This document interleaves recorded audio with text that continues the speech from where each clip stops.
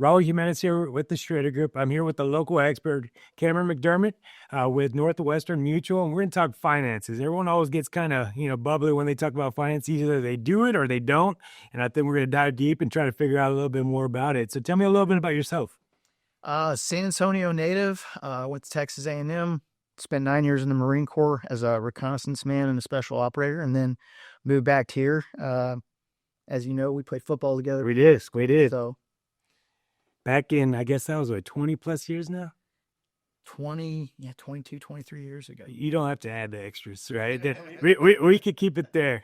But one of the big things we get, I mean, we talk real estate all day long, but financial planning. I mean, a lot of people are like, well, I don't have a whole bunch of money to put into the market. Or, for me, I like to put my money into houses because I get that, right? But why is it so important to invest? I think financial planning, why it's important, there's not anyone that I've met, whether they're wealthier or poor, however they define themselves and how much they make, that doesn't want to make financial progress. And the way to make that progress is having a concrete plan that you can follow with, a little bit of leeway. It doesn't have to be super, super tight, but they need to be able to put their lines of effort towards actually putting the money away when they need to and sticking to it. And when you say that, is it like every 2 weeks, a little portion of your check, or what do you mean by that? I think it depends on the individual, at least on a monthly basis. I think the biggest thing where people really get hung up, think about all the commercials you see where they say, hey, you have all these different subscriptions that you didn't remember. Sure. Let's turn that around in a positive way. Let's do that where we're putting that away towards financial progress. And if it becomes a bill, we found that psychologically, clients are inclined to pay it. They're not looking for big pops in revenue. Mm-hmm. So then when we talk about financial mistakes, what is one of the biggest one that people take thinking that I could handle my own portfolio and I could figure it out better than most? I think the biggest one, honestly, the one that people don't think about at all is their risks. Okay. They don't think about the things that could happen that would sideline them financially. And the problem is if they don't plan for that, if they're only planning for the best case scenario, 1 or 2 emergencies can change their whole financial outlook for 20 or 30 years. Right. And so the best way to do that is find cost-effective measures that they can do that will help them plan for emergencies. And if it does happen, they're not going to be stuck on their back foot. So that's a great point that you put, which turns me to my next question. Emergencies, right? Some people say, and you see it on social media, if you start investing in your 20s, by the time you're 45 or 50, you'll be a millionaire and all that good stuff. Well, let's just say, for example, I'm in my 30s, or maybe I'm in my 40s, because I'm definitely not in my 30s anymore. But what if someone's starting a little bit later? They get that little notion that it's too late to start. I'm just going to keep it in my bank account, make it almost no interest at all, or no compound or anything like that. What would you say is their easiest way forward?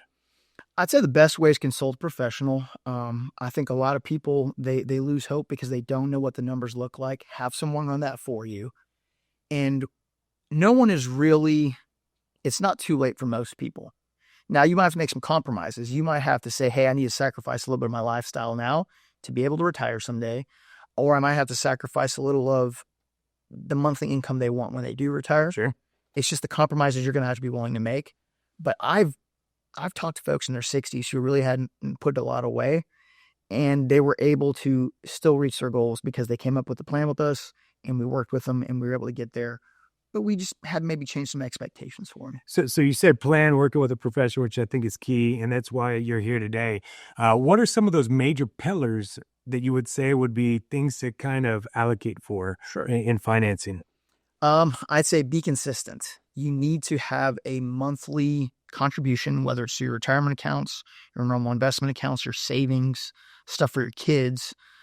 Again, like what I was talking about earlier, psychologically, if you make it a bill, you're making it work for you in the long run. We're going to put that money away. Great point. The next point I would say, be prepared. Kind of going back to the risk to your financial future. So many of the solutions we have are very cost effective versus the benefit in the long run.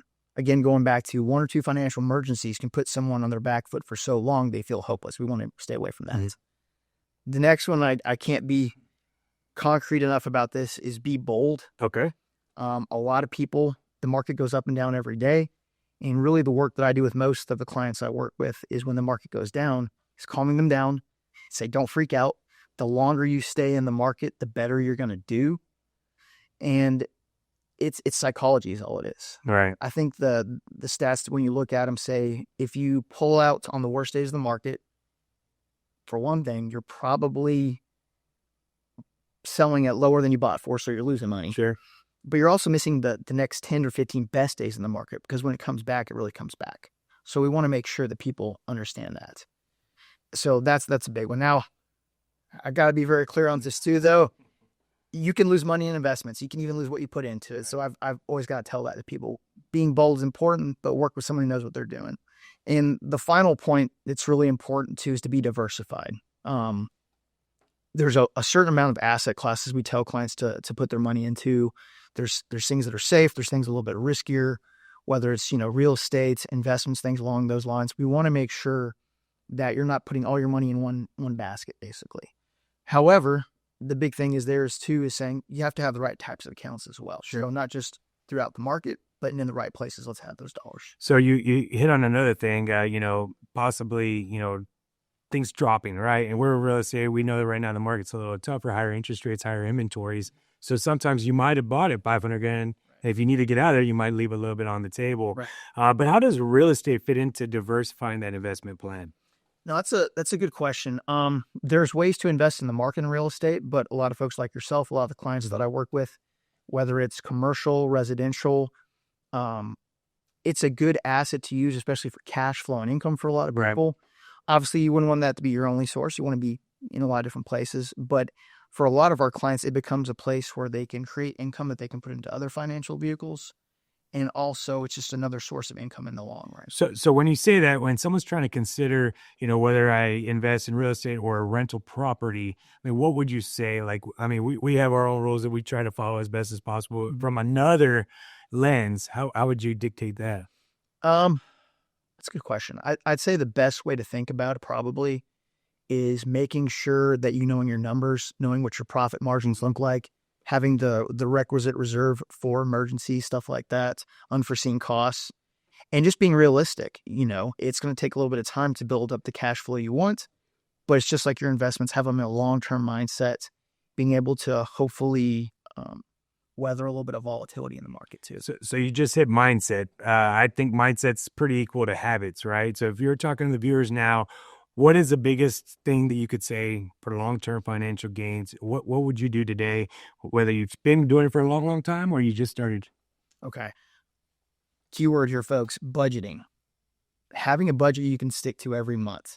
And there's 3 areas we want to talk about budgeting. One is all your fixed costs. So your mortgage, your groceries, utilities, stuff like that. And then your financial goal commitments, the things that are going to make you live the lifestyle you want in the future. So retirement accounts, investment accounts, other financial vehicles. And then the last one's discretionary spending.